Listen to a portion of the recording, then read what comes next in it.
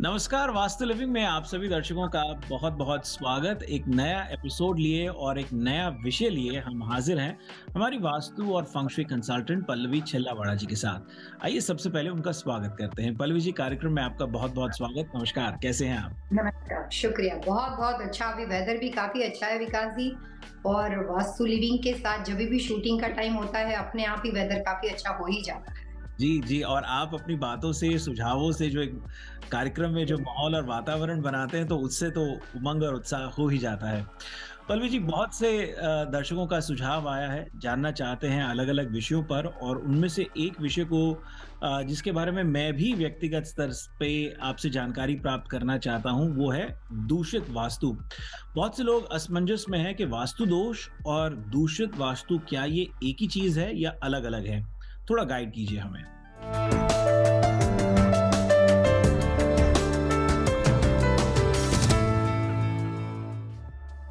बहुत ही इम्पोर्टेंट वास्तुशास्त्र का ये चैप्टर है जो आपने आज सिलेक्ट किया है। काफ़ी सारे लोगों को तो दूषित वास्तु की कोई जानकारी नहीं है। वास्तु दोष और दूषित वास्तु दोनों में बहुत बड़ा फ़र्क है। वास्तु दोष को आप इनोसेंट मिस्टेक बोल सकते हो। इनोसेंट मिस्टेक का मतलब होता है कि अगर आप राइट जाना चाहते थे और गलती से आपके पास ऐसा एड्रेस आ गया कि आप लेफ्ट में चले गए, जिस दिन पता चला वापस घूम के आप राइट में आ गए तो अपने आप प्रॉब्लम सॉल्व हो गई। यानी कि छोटी छोटी बातों से जो गलतियां होती है और जिसको अगर आप रेमेडी या रेक्टिफिकेशन करो और इमीडिएटली वो प्रॉब्लम सॉल्व हो जाता है, ऐसे परेशानी को वास्तुशास्त्र में वास्तु दोष बोलते हैं। वास्तु दोष का दूसरा मतलब ये होता है कि आदमी अपने जीवन पर्यंत अपनी पूरी लाइफ की जर्नी में बिजनेस के अंदर, घर के अंदर, अपनी जीवन की जो डेली रूटीन व्यवस्था होती है, उसमें जाने अनजाने में कहीं ना कहीं जैसे इनोसेंट मिस्टेक होती है, वैसे वास्तु दोष उसको खड़ा हो ही जाता है। वास्तु दोष बहुत बड़े होते हैं। कैसे बैठे गए हैं, कहाँ पे बैठे हैं, डायरेक्शन क्या है, स्लोप क्या है, हाइट क्या है, डायमेंशन क्या है, आसपास का रखरखाव क्या है, कलर्स कैसा है, लैंड कैसी है, बिल्डिंग कैसी है, वास्तु दोष उसकी वजह से क्रिएट होते हैं। तो अगर हम जैसे मैच मेकिंग करते हैं तो पूरे टिक मार्क बनाते हैं कि भाई 10 अबाउट 10 है या 8 10 अबाउट 8 है, 10 अबाउट 6 है। तो जैसे हम टू द स्केल उसको डिसाइड करते हैं, वास्तु दोष वैसे होता है। कई बार 100% परफेक्ट घर वास्तु के हिसाब से ना सही, लेकिन उसमें हो सकता है कि 2 मिस्टेक हो, 6 मिस्टेक हो, 80% मिस्टेक सही हो, 60% सही हो। तो वास्तु दोष जो होता है वो हमेशा टू द स्केल को मेजर कर सकते हैं। वास्तु दोष ऐसी प्रॉब्लम्स है जिसको रेमेडी करने के बाद वो 100% सॉल्व हो जाती है। डिपेंड करता है कि रेमेडी का स्केल कैसा है, लेकिन वो तुरंत फिक्स हो जाता है। उसके बाद वो जीवन पर्यंत लगातार नहीं चलता, उधर ही फिक्स हो जाता है। जैसे आप कहीं जा रहे थे और आपने गलत एड्रेस डाला, वापस आपको रियलाइज हुआ कि गलत है, आपने सही एड्रेस डाला, इमीडिएटली पहुंच गए। तो कुछ टाइम पीरियड में आपको परेशानी हुई, इसको वास्तु दोष बोलते हैं। अब दूसरी बहुत बड़ी बात वास्तुशास्त्र में है जो विश्वकर्मा जी ने खुद शिव पुराण और गरुड़ पुराण में बहुत डिटेल में डिस्क्राइब की है, और उसको बोलते हैं दूषित वास्तु। दूषित वास्तु का जो तोड़ है, उसकी जो रेमेडी है, वो बहुत ही डिफिकल्ट होती है। उसके बारे में भी काफ़ी ज़्यादा लोगों के बारे में अलग-अलग तरह के मिथ्स है। मैं दूषित वास्तु में काफ़ी अलग-अलग प्रॉपर्टी पे काम कर चुकी हूँ। मेरी अपनी कुछ केस स्टडी भी आपके साथ शेयर करने वाली हूँ, जिसके न्यूज़पेपर में भी आर्टिकल उस प्रॉपर्टी के बारे में आ चुके हैं। इतनी बड़ी फेमस बातें हैं। तो हम लोग वास्तु दोष और दूषित वास्तु में, दूषित वास्तु किसको कहा जाता है, उसको रेक्टिफाई करना पॉसिबल है कि नहीं, और दूषित वास्तु किस तरह से कितने सालों तक रहता है, छोटी छोटी बातों को इस प्रोग्राम में समझने की कोशिश करेंगे। थोड़ा-सा इसे गाइड कीजिए कि किस तरह दूषित वास्तु को डिफाइन किया जा सकता, मतलब किस तरह की परिस्थितियां होती हैं कि वो दूषित वास्तु है और आपने जैसा कहा कि उसको दूर करना बड़ा कठिन होता है। थोड़ा कुछ अगर आपको टेस्टिमोनियल का उदाहरण भी देकर के समझाना चाहें तो अच्छा लगेगा, क्योंकि दर्शक उससे जुड़ पाएंगे।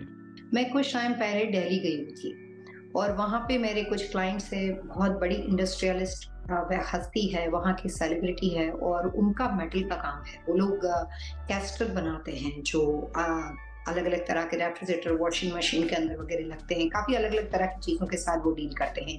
ई वेस्ट के साथ काम करते हैं, मेटल इंडस्ट्री के साथ, स्क्रैप बिजनेस में है, वो 3-4 बिजनेस के साथ जुड़े हुए हैं। तो मैं काफ़ी सालों से उनके साथ काम करती हूँ। तो उनका अचानक से कॉल आया, कहा कि पल्लवी आपको दिल्ली आना है फ्लाई करने। मैं अपने कंसल्टेंट की प्रैक्टिस में ऑल ओवर वर्ल्ड जाती हूँ। काफ़ी सारे कंसल्टेशन ऑनलाइन होते हैं, लेकिन यहाँ पे मेरे को फोर्सफुली कहा गया कि नहीं, आपको इन पर्सन आना है, किसी से मिलवाना है। तो मैं उनको मिलने के लिए वहाँ पे दिल्ली गई, गुड़गाँव में वो रहते हैं। तो उनके बहुत ही करीबी दोस्त थे, तो मेरे को कहा कि हम उनके घर पे जाते हैं। तो मैंने वहाँ पे एनर्जी फ़ील करना शुरू हो गया। जैसे ही एनर्जी फ़ील करी, मेरे सर पे इतना भारी सामान जैसा हो गया, मेरे को ऐसा लगेगा कि सर फट गया।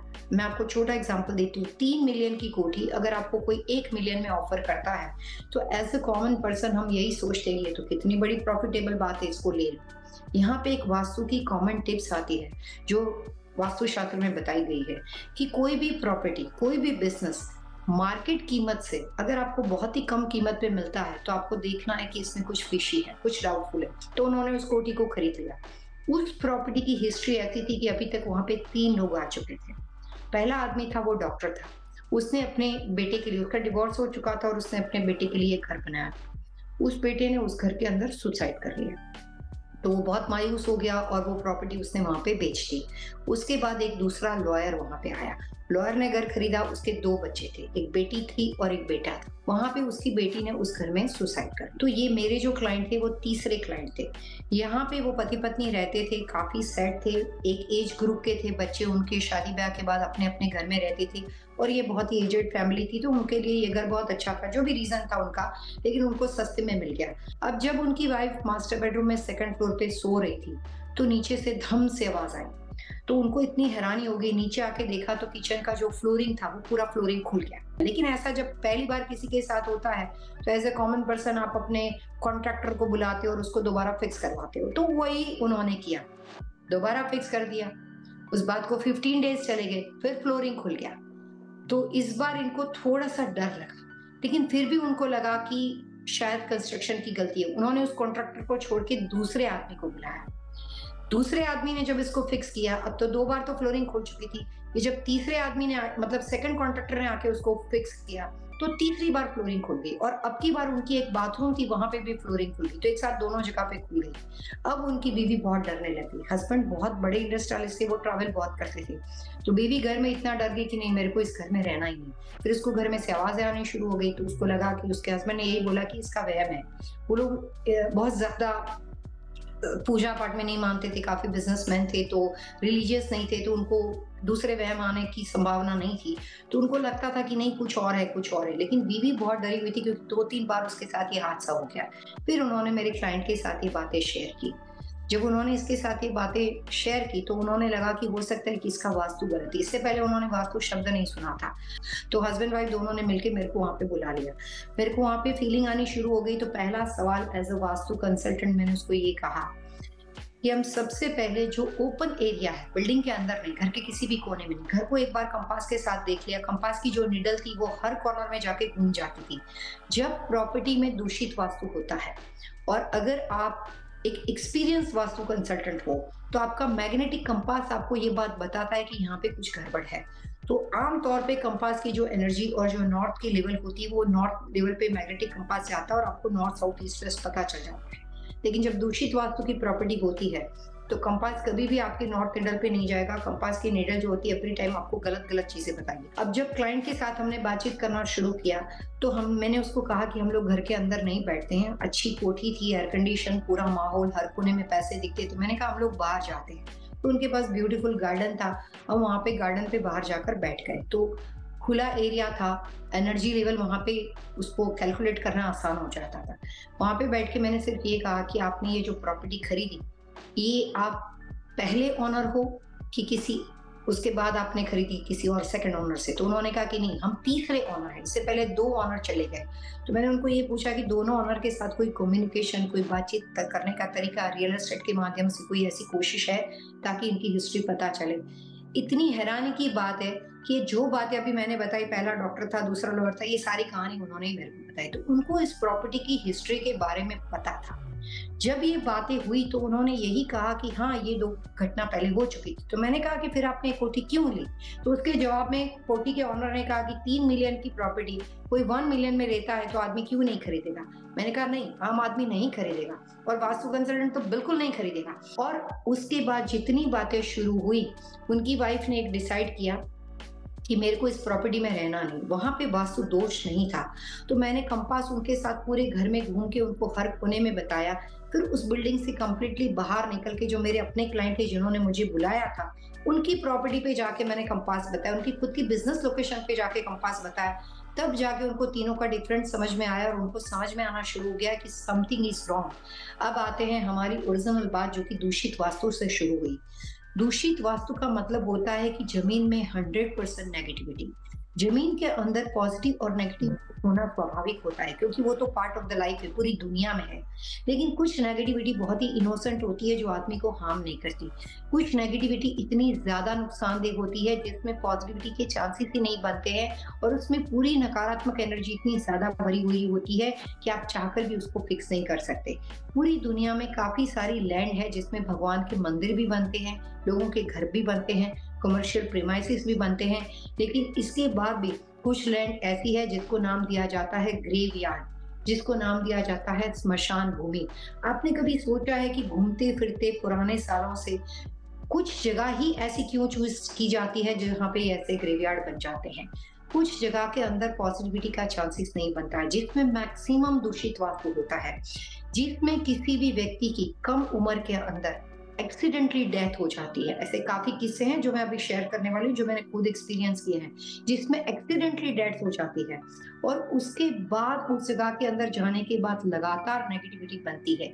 या कई बार ऐसा भी होता है कि डेथ नहीं होती है, लेकिन कुछ जगह के अंदर कुछ व्यक्तियों का रहना और बसना स्वाभाविक ही नहीं होता है, वहां पे नेगेटिव एलिमेंट बहुत ज्यादा होता है। हर एक का अपना एक्सपीरियंस होता है। मैं ये बात सिर्फ वास्तु कंसल्टेंट होने के नाते कहती हूँ कि दूषित वास्तु वास्तुशास्त्र में उसको कहते हैं जो जमीन में 100% नकारात्मक एनर्जी हो, जो 100% नेगेटिव एलिमेंट से भरा हुआ हो और वहां पे रहना या बसना नामुमकिन हो। जब कभी लाइव लोग वहां पे रहने की अलग अलग तरह से कोशिश करते हैं, बिजनेस खरीदते हैं, घर खरीदते हैं, लेकिन आसपास की नकारात्मक ऊर्जा उसको वहां से हटा देती है, रिमूव कर देती है और वहां पे कभी भी किसी का बसेरा, किसी का घर रह नहीं सकता है। उसको दूषित वास्तु बोलते हैं। और दूषित वास्तु में ज्यादातर कुछ ना कुछ उसकी जो कहानी पे जब आप जाते हो तो वो मृत्यु के साथ रिलेटेड होती है, यिन एलिमेंट के साथ रिलेटेड होती है, स्मशान भूमि बनी हुई होती है, ग्रेवयार्ड बना हुआ होता है और वहां पे नकारात्मक एनर्जी बहुत ज्यादा होती है। एक छोटा सा ब्रेक लेते हैं और ब्रेक के उस पार इस बातचीत को आगे बढ़ाएंगे।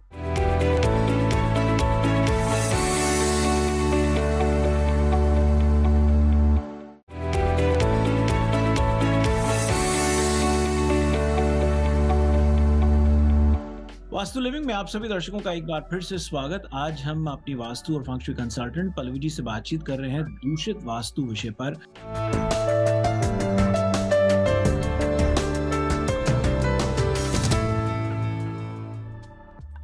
पल्लवी जी, कार्यक्रम में आपका एक बार फिर से स्वागत।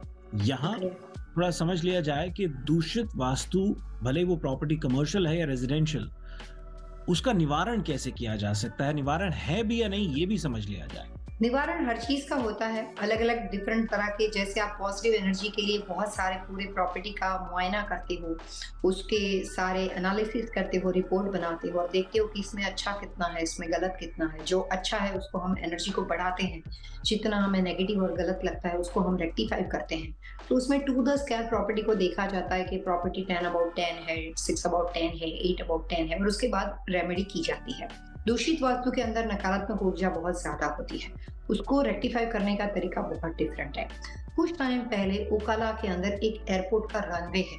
उस एयरपोर्ट के रनवे पे काफी सारे बच्चे फन के लिए, घूमने फिरने के लिए वहां पे ड्रिंक करके, जो भी उनकी बातें, वो लोग कौन थे हमको नहीं पता है, ये सब सुनी सुनाई बातें हैं जो मैंने अपने किसी और क्लाइंट से सुनी थी।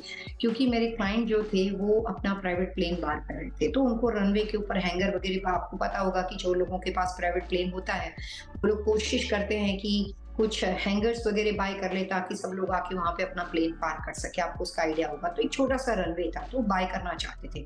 मेरे को एज ए कंसल्टेंट बुलाया गया, मैंने उस रनवे को देखा, उस एरिया को देखा। वो काफी टाइम तक जगह बंद पड़ी थी। जब चीज बंद पड़ी होती है तो ऑब्वियसली सस्ते में मिलती है, तो आदमी सोचता है कि इसको खरीदते हैं। तो उन्होंने खरीदने के लिए उसके बारे में सोचा, प्रॉपर्टी का मुआयना करके मैंने उनको मना किया कि ये प्रॉपर्टी हमें नहीं खरीदनी है। वहां पे ये बात करना आसान इसलिए था क्योंकि खरीदने से पहले मैं उसके साथ ज्वाइंट हो गई थी, तो मेरे को पता था कि हमें ये नहीं लेनी। उन्होंने कहा ठीक है, मैं उनके साथ बहुत सालों से काम करती थी, तो वो उन्होंने उस प्रॉपर्टी को छोड़ दी, लेकिन एज अ क्यूरियस होके उन्होंने मेरे को कार में पूछा कि पहले भी क्यों नहीं लेना। तो मैंने कहा इस प्रॉपर्टी की हिस्ट्री ढूंढो, इसमें इससे पहले क्या हुआ है। तो उस वक्त तो उनको भी नहीं पता था और मुझे तो बिल्कुल ही नहीं पता था। तो उन्होंने बाद में उसकी हिस्ट्री ढूंढ के मेरे को बताया कि इस प्रॉपर्टी में कुछ बच्चे ऐसे थे, करीबन 2 बड़ी बड़ी जीप, मतलब अमेरिकन वैन लेकर वहां पे एज ए फन सब ड्रिंक करके जो भी तरह से वहां पे उन्होंने किसी वजह से वहां पे खेल रहे थे और घूम रहे थे और मस्ती कर रहे थे, और उसमें कुछ हादसा हो गया। वो हादसा कैसे हुआ वो आज तक किसी को पता नहीं चला, और दोनों गाड़ियां क्रैश हो गई, वो आग में जल गई, और जो भी बच्चे उसमें थे वो सारे के सारे वहां पे गुजर गए। उसके बाद से वो प्रॉपर्टी वहां पे बंद पड़ी है, लेकिन ये हिस्ट्री वो खुद ढूंढ कर रहा है और उन्होंने मेरे साथ शेयर की। ज्यादातर ऐसी दूषित वास्तु की प्रॉपर्टी में दुर्घटना होना, सुसाइड होना, डेथ हो जाना, अनएक्सपेक्टेड डेथ, किसी की कोई एज है, उसको कोई बीमारी है और वहां पे डेथ होती है, वो बहुत ही नॉर्मल और नेचुरल माना जाता है। लेकिन अनएक्सपेक्टेड डेथ, एक्सीडेंटली चीजें होना, ऐसी दुर्घटना वहां पे ज्यादा दिखाई देती है।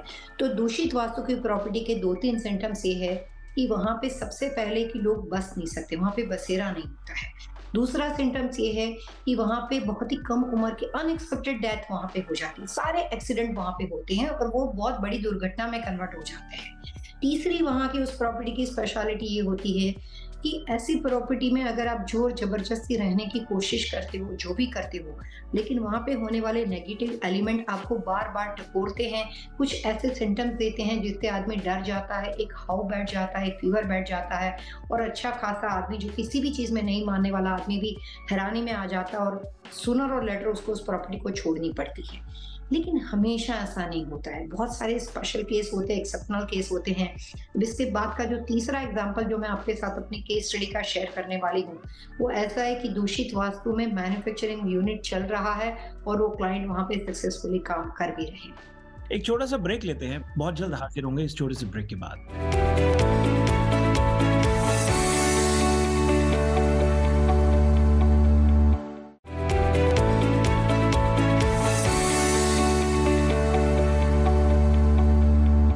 स्वागत आप सबका एक बार फिर से। आज हम बातचीत कर रहे हैं दूषित वास्तु विषय पर पल्लवी जी के साथ। पल्लवी जी, कार्यक्रम में आपका एक बार फिर से स्वागत।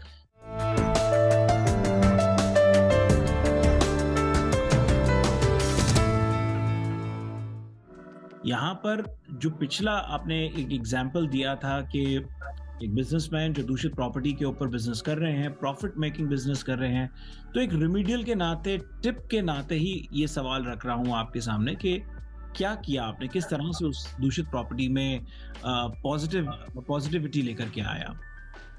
अहमदाबाद गुजरात में सरखेज करके एरिया है जहाँ पे काफी सारे कार्डबोर्ड बनाने वाली फैक्ट्री है। कार्डबोर्ड बिजनेस इतना बड़ा नहीं होता है, कुछ लोगों के साथ मिलकर आप स्मॉल स्केल बिजनेस है जो आप मैनेज कर सकते हो, और गुजरात में काफी सारे लोग उस बिजनेस के साथ जुड़े हुए हैं। तो मेरे जो क्लाइंट थे वो जैन थे, उन्होंने अच्छी लोकेशन को देखकर प्रॉपर्टी को खरीदा। बहुत ही सेवा भावी, बहुत ही अच्छी नेचर के इंसान थे और पति पत्नी हार्ड वर्कर थे, सेल्फ मेड पर्सनालिटी थे। तो जो भी उनके पास पैसे रहे होंगे उन्होंने वहां पे उस एक लोकेशन को खरीदा जो कि इंडस्ट्रियल एरिया में था। उस लोकेशन की हिस्ट्री ऐसी थी कि वहां पे आज तक जितने लोग बिजनेस करने आए सबका नुकसान हुआ और चले गए, तो वहां पे कम प्राइस में बिक रही थी।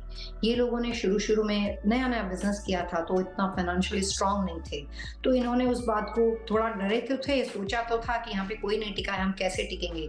लेकिन उन्होंने फिर ये सोचा कि चलो वास्तु अप्लाई कर लेंगे या अपने जो भी प्रयास है वो कर लेंगे, तो उसकी वजह से हो सकता है प्रॉब्लम ना हो।